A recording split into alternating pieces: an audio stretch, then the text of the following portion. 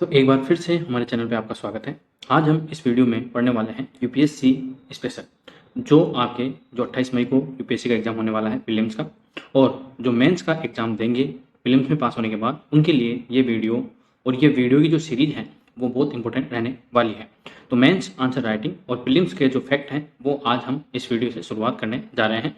तो आज के इस वीडियो में हम पढ़ने वाले हैं भारतीय संविधान की प्रस्तावना की उपयोगिता क्या है और उसके कौन-कौन से शब्दावलियाँ हैं जिनके बिना हम जो पॉलिटी है उसको समझने में थोड़े कंजूसी कर सकते हैं। मतलब अगर हमको प्रस्तावना की शब्दावलियाँ समझ में आ जाएँगी तो 2 से 3 क्वेश्चन तो यहीं से ही क्लियर हो जाएँगे। तो चलिए शुरू करते हैं हम भारतीय संविधान की प्रस्तावना की उपयोगिता और उसमें शामिल शब्दावलियाँ और उसके अंदर कब-कब चेंज किया गया था और क्या-क्या किया गया था।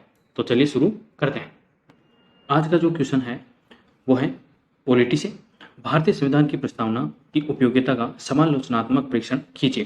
तो हम वही देखेंगे कि पृष्ठभूमि क्या है, कैसे आंसर को शुरू करना चाहिए और कैसे खत्म करना चाहिए, और प्रीलिम्स के लिए कुछ फैक्ट भी देखेंगे। मैं बीच बीच में आपको प्रीलिम्स यूपीएससी प्रीलिम्स के लिए कौन से फैक्ट इंपॉर्टेंट है वो आपको बताते रहूँगा।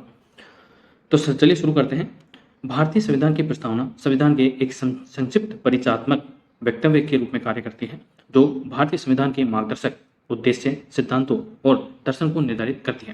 कहने का मतलब यह है कि पूरे संविधान की ये एक संक्षिप्त टिप्पणी है। बी.एन. राव और बाद में संविधान सभा में यह प्रस्ताव रखा था। किसका प्रस्तावना का किसने रखा था? पंडित जवाहरलाल नेहरू ने। 42वें संविधान संशोधन 1976 के द्वारा इसमें संशोधन किया गया था। तो ये भी आपको ध्यान रखना है, ये प्रीलिम्स के लिए इंपॉर्टेंट हो सकता है कि निम्न में से कौन से संविधान संशोधन द्वारा प्रस्तावना में संशोधन किया गया था? 42वें संविधान संशोधन 1976 के द्वारा, जो भारत को एक संप्रभु, समाजवादी, धर्मनिरपेक्ष और लोकतांत्रिक गणराज्य बनाने के लिए निर्धारित किया गया था। भारतीय संविधान सभा में यह 26 नवंबर 1949 को अधिनियमित किया गया था। तो ये तारीख भी आपको ध्यान रखनी है क्योंकि ये इंपॉर्टेंट हो जाती है। नेक्स्ट है प्रस्तावना के घटक कौन कौन से हैं? तो बिना घटक तो प्रस्तावना बेकार है। तो घटक देख लेते हैं। प्रस्तावना से संकेत मिलता है कि संविधान के अधिकार का जो स्रोत है वो भारत के लोग हैं। तो प्रस्तावना स्टार्ट भी इन्हीं शब्दों से होती है कि भारत के लोग।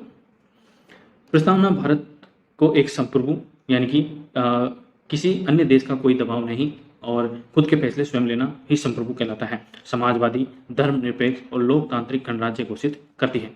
प्रस्तावना में उल्लिखित उद्देश्य सभी नागरिकों को न्याय, स्वतंत्रता, समानता सुनिश्चित करना और राष्ट्र की एकता और अखंडता बनाए रखने के लिए बंधुत्व को यानी कि भाईचारे को बढ़ावा देती है। नेक्स्ट है कि जो भारतीय संविधान की जो प्रस्तावना है उसकी उपयोगिता क्या है, क्यों हम इसको पढ़ते हैं, क्यों ये हमारे संविधान में जोड़ी गई।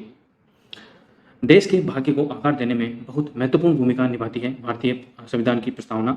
संविधान के निर्माताओं को एक संक्षिप्त विचार देती है ताकि संविधान सभा योजना बना सके और संविधान का निर्माण कर सके। प्रस्तावना विधियों का परिचय अर्थात संविधान का परिचय है। जैसे कोई भी बुक होती है ना, तो उसके आगे एक पेज लगा होता है एक्नॉलेजमेंट का, तो उसके अंदर उस बुक के अंदर क्या क्या है वो सारी चीज़ें बताई जाती हैं।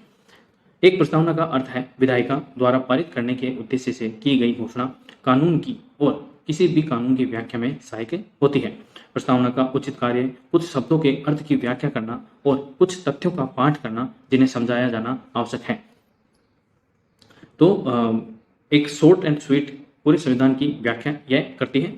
प्रस्तावना का उपयोग अन्य कारणों से किया जा सकता है, जैसे कुछ अभिव्यक्ति के दायरे को सीमित करने या तथ्यों की व्याख्या करने या परिभाषाओं को पेश करने के लिए शामिल किया जाता है या उपयोग में लिया जाता है।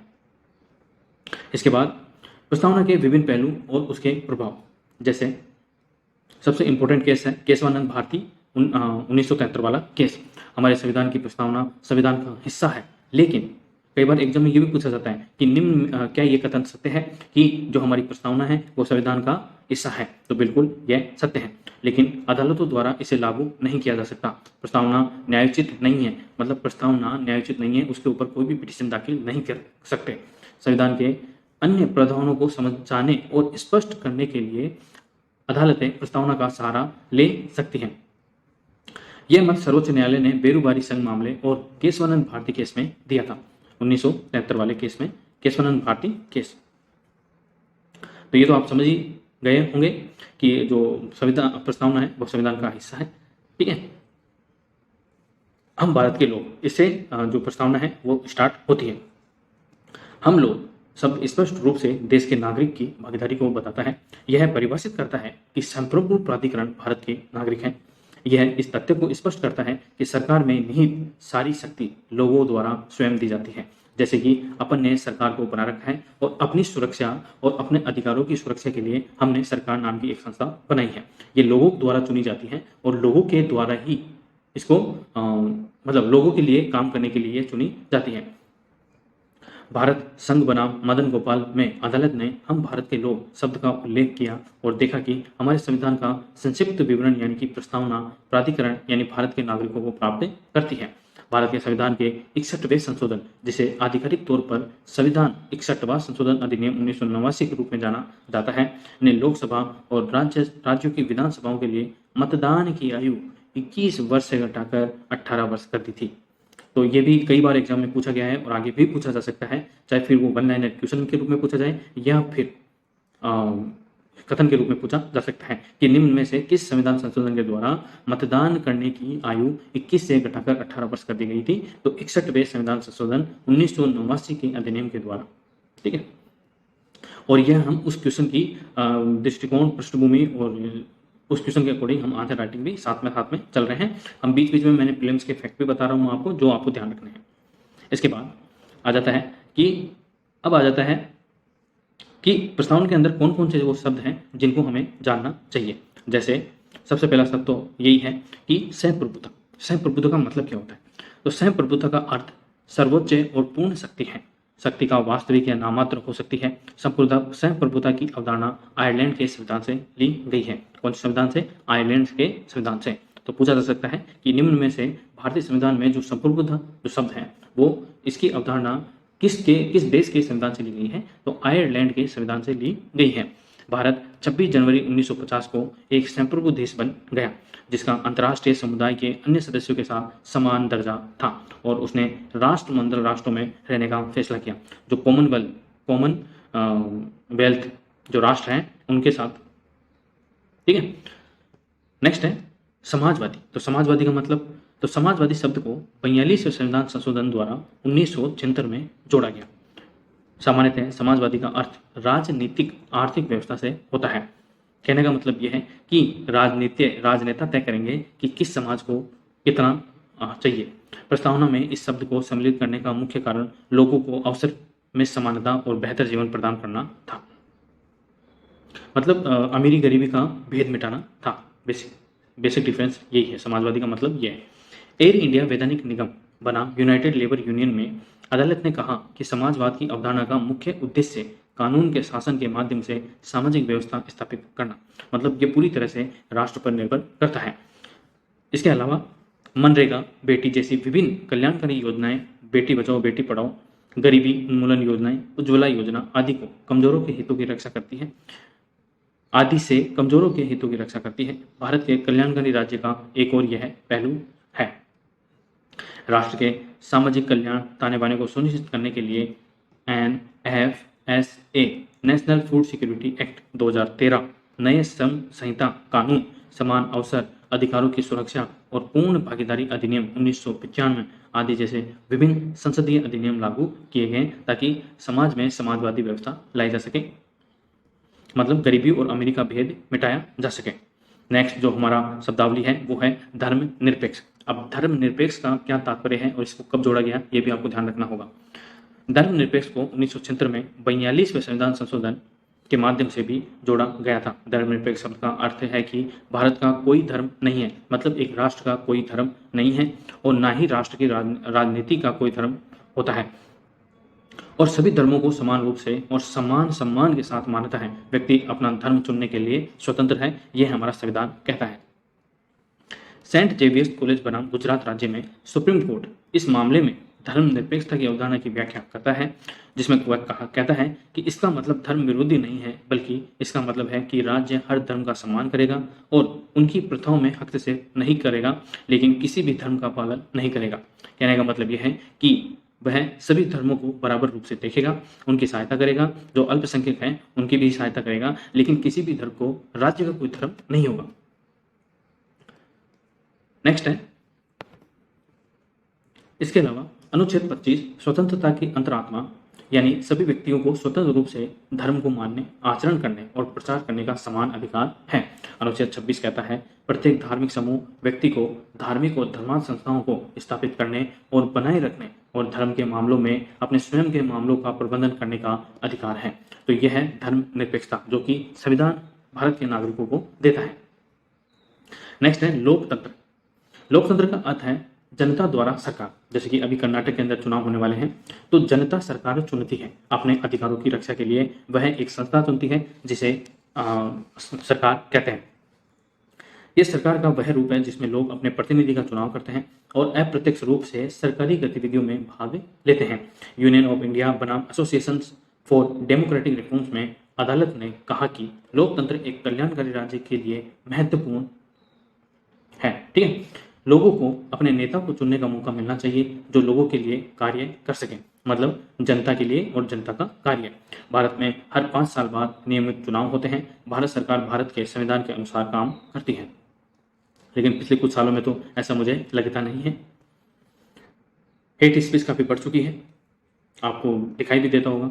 नेक्स्ट है गणतंत्र। तो गणतंत्र का मतलब जानना बहुत ही ज़्यादा जरूरी है। लोकतंत्र और गणतंत्र में काफ़ी डिफरेंस है, ये आपको पता होना चाहिए। तो हमारा जो देश है वो लोकतंत्र भी है और गणतंत्र भी है। गणतंत्र की अवधारणा का अर्थ राज्य के लोगों के पास सर्वोच्च शक्ति है, क्योंकि हमारा जो संविधान है उसकी प्रस्तावना जो स्टार्ट होती है हम भारत के लोग, इसी से स्टार्ट होती है। इसका मतलब जो संविधान की जो शक्ति है वो भारत के लोगों में निहित है और वे उन्हें राज्य के प्रमुख के रूप में नियुक्त करके अपनी शक्ति अपने प्रतिनिधि को हस्तांतरित करते हैं। भारत में राज्य के मुखिया को राष्ट्रपति के रूप में जाना जाता है और वर्तमान में हमारी राष्ट्रपति कौन है? द्रौपदी मुर्मू, और पहली आदिवासी महिला है जो भारत की राष्ट्रपति बनी है, जिसे लोगों द्वारा मतदान के माध्यम से चुना जाता है। सभी नागरिकों को वोट देने का अधिकार है। उन्हें 5 साल की अवधि के लिए चुना जाता है। अब डायरेक्ट तो हम राष्ट्रपति को चुनते नहीं है, हम जो अपना प्रतिनिधि चुनकर भेजते हैं वो ही राष्ट्रपति को चुनते हैं। अनुच्छेद 54 के अनुसार राष्ट्रपति का चुनाव किया जाता है। राष्ट्रपति का चुनाव संसद के दोनों सदनों के निर्वाचित सदस्यों से मिलकर बने निर्वाचक मंडल के सदस्यों द्वारा किया जाता है और राज्यों की विधानसभाओं के निर्वाचित सदस्य भी इसके अंदर शामिल होते हैं। हालांकि मनोनीत सदस्य इसके अंदर शामिल नहीं होते हैं, ये आपको ध्यान रखना है। तो प्रीलिम्स के अंदर जो फैक्ट है वो इम्पोर्टेंट ये है कि राष्ट्रपति का चुनाव संविधान के अनुच्छेद 54 में है और राष्ट्रपति के चुनाव में दोनों सदनों यानी कि लोकसभा और राज्यसभा के निर्वाचित सदस्य और राज्यों के विधानसभाओं के निर्वाचित सदस्य राष्ट्रपति के चुनाव में भाग लेते हैं, यह आपको ध्यान रखना है। न्याय की अवधारणा को अपने नागरिकों को राजनीतिक, सामाजिक और आर्थिक न्याय सुरक्षित करने के लिए प्रस्तावना में डाला गया है। तो कई बार ये भी पूछ लेते हैं कि संविधान की प्रस्तावना में या फिर संविधान में कितने प्रकार की न्याय दी गई है? तो राजनीतिक, सामाजिक और आर्थिक न्याय दी गई है। एयर इंडिया वैधानिक निगम बनाम यूनाइटेड लेबर यूनियन में अदालत ने देखा कि न्याय का उद्देश्य नागरिक के राजनीतिक, सामाजिक, आर्थिक हितों को सुरक्षित करना और जीवन का अवसर और मानक प्रदान करना और उन्हें सम्मान के साथ जीने की अनुमति देता है। और सम्मान के साथ जीने की अनुमति अनुच्छेद 21 के अंदर शामिल की गई है। पंचायतों और शहरी स्थानीय शासन में महिलाओं के लिए आरक्षण भी इसी के तहत दिया गया है, सामाजिक न्याय के तहत। अनुसूचित जाति, अनुसूचित जनजाति और अन्य पिछड़ा वर्ग यानी कि ओबीसी, एससी, एसटी, ओबीसी और आर्थिक रूप से पिछड़े के मामले में यानी कि EWS, economically weaker section, general category, सामान्य वर्ग में नागरिक अधिकार अनुसूचित जाति, अनुसूचित जनजाति पर अत्याचार, शिक्षा और रोजगार में आरक्षण को रोकने के लिए सकारात्मक कार्रवाई के माध्यम से उन्हें बढ़ावा देने के लिए कार्य करता है। आई होप आपको ये समझ में आ गया होगा। इसके बाद नेक्स्ट है हमारी स्वतंत्रता। तो स्वतंत्रता किसे अच्छी नहीं लगती? जब अपन छोटे होते हैं तो माँ बाप की डांट, जब तक हम अपने पैरों पे खड़े नहीं हो जाते, गाँव में तो मरते दम तक स्वतंत्र नहीं हो पाता इंसान, ठीक है। लेकिन सिटी के अंदर तो जब अपने पैरों पे खड़े हो जाता है कोई भी युवा, चाहे लड़का हो चाहे लड़की हो, तब वह स्वतंत्र मानने लगता है अपने आप को कि मैं अपने फैसले खुद ले सकता हूँ। लेकिन ऐसा नहीं है। हाल ही में आपने वो केरला स्टोरी वाली मूवी का ट्रेलर देखा होगा। केरल के अंदर 32,000 से अधिक, कथित रूप से 32,000 से अधिक लड़कियों का धर्मांतरण यानी कि उनके साथ ISI के साथ धर्मांतरण किया गया और उनको भारत से बाहर ले जाया गया। आज़ादी का मतलब आज़ादी है ऐसा कुछ नहीं है। आज़ादी का मतलब ये है कि आप अपने जो निर्णय हैं वो किसी और के प्रभाव में आकर नहीं बल्कि अपने विवेक से लें। लिबर्टी शब्द को लोगों की उनके विश्वास, विचार, विश्वास आदि की स्वतंत्रता को सुरक्षित करने के लिए शामिल किया गया था। नागरिकों को उनके व्यक्तिगत विकास के लिए स्वतंत्रता प्रदान करना और नागरिक की स्वतंत्रता में गैर कानूनी हस्तक्षेप से राज्य को प्रतिबंधित करना ही स्वतंत्रता कहलाता है। इसके बाद एक केस आता है जिसका नाम है मेयर बनाम नेब्रास्का में। ठीक है, इस मामले में अदालत ने देखा कि स्वतंत्र शब्द का अर्थ पूर्ण स्वतंत्रता नहीं है। जब तक आपकी स्वतंत्रता किसी और की स्वतंत्रता में बाधा नहीं बने तब तक वो स्वतंत्रता मानी जाएगी, बल्कि अन्य लोगों के हितों की रक्षा के लिए कुछ वैध सामाजिक नियंत्रण के साथ स्वतंत्रता है। संविधान के भाग 3 में निहित अनुच्छेद 12 से 35 मौलिक अधिकारों से संबंधित है। अनुच्छेद 32 संवैधानिक उपचारों का अधिकार से संबंधित है। इसके खिलाफ काम करने पर लोग अदालत का दरवाजा खटखटा सकते हैं। ये सुप्रीम कोर्ट के अंदर शामिल होता है। नेक्स्ट है समानता। तो समानता कहने का मतलब ये है कि लड़के लड़कियों में भेद नहीं होना चाहिए, यही होती है समानता। समानता की अवधारणा का मतलब है कि देश का प्रत्येक नागरिक समान है और राज्य के कानून के समक्ष समानता की अवधारणा पर काम करेगा। मतलब जो कानून है वो विभेद नहीं करेगा, ठीक है, कुछ स्पेशल कानून को छोड़कर। प्रत्येक व्यक्ति को काम के लिए समान अवसर, उनकी स्थिति में समानता अर्थात धर्म, जाति, लिंग, ठीक है, और स्थान, मतलब स्थान भी आएगा यहाँ पर। धर्म, जाति, स्थान, लिंग आदि के आधार पर कोई भेदभाव नहीं होना चाहिए। एक देश के लिए यह महत्वपूर्ण है कि वह व्यक्ति के विकास के लिए अपने नागरिक के साथ समान व्यवहार करें और सर्वश्रेष्ठ सामने लाएं। कहने का मतलब यह है अपने नागरिकों के साथ अगर अच्छा व्यवहार किया जाएगा तो देश का विकास होगा। संविधान के अनुच्छेद 14, 15 और 16 में भेदभावपूर्ण व्यवहार का निषेध है, जो कि मूल अधिकार के अंदर शामिल किए गए हैं, लेकिन महिलाओं के साथ तरजीह व्यवहार नहीं है, जो उनके पक्ष में एक सकारात्मक उपाय है। इसके बाद आता है हमारा बंधुत्व। कौन सा है? बंधुत्व। बंधुत्व के अंदर भाईचारे की भावना मैंने आपको ये बताई दी। बंधुत्व की अवधारणा को पेश किया गया है ताकि लोगों को लगे कि एक ही मिट्टी, एक ही मातृभूमि, यानी कि वसुधैव कुटुंबकम वाली अवधारणा, सभी लोग उनके भाई बहन हैं और स्थिति में भी समान हैं। भारत के संविधान के अनुच्छेद 1 में राज्यों के संघ को शामिल किया गया है। ये आपको ध्यान रखना है, फैक्ट है ये कि राज्यों के संघ के रूप में किस अनुच्छेद में शामिल किया गया है, तो अनुच्छेद 1 के अंदर, ताकि यह स्पष्ट हो सके कि भारतीय संघ की जो अविनाशिता है पर बल देते हुए राज्यों के संघ से अलग होने की कोई शक्ति नहीं है। अब देखिए अमेरिका के अंदर तो क्या है कि राज्यों के द्वारा केंद्र का निर्माण किया गया है, लेकिन इंडिया के अंदर क्या है, उल्टा है। यहाँ पर केंद्र के द्वारा राज्यों का निर्माण किया गया है। इसका लक्ष्य सांप्रदायिकता, क्षेत्रवाद, जातिवाद और अलगाववाद जैसे राष्ट्रीय एकीकरण के लिए बाधाओं को खत्म करना है। विभिन्न पहलुओं और विभिन्न निर्णयों और विचारों का विश्लेषण करने के बाद हम ये प्राप्त कर सकते हैं कि सक्रिय अभिव्यंजक शब्द में प्रस्तावना का दायरा सीमित है, लेकिन निष्क्रिय रूप से यह अधिक आधिकारिक रूप से कार्य करता है, जिसका अर्थ है कि हालांकि प्रस्तावना कानून पर शक्ति प्रदान नहीं करती है, केवल ये समझाने के रूप में है, यह केवल निर्देशक के रूप में कार्य करती है, मतलब एक एडवाइजरी के रूप में काम करती है। लेकिन कहीं ना कहीं यह कानून की शक्ति को भी सीमित करती है, क्योंकि संविधान की जो प्रस्तावना है वो मूल ढांचे के अंतर्गत आती है। अन्य विधानों और प्रस्तावनों में व्यक्त दृष्टि के प्रकाश में पड़ा और व्याख्या किया जाना चाहिए।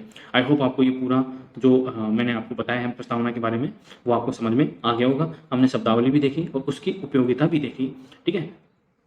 अगर आपको ये वीडियो पसंद आया प्लीज़ वीडियो को लाइक जरूर करें, शेयर भी करें और चैनल को सब्सक्राइब जरूर करें आगे इस सीरीज़ को कंटिन्यू रखने के लिए। Thank you so much.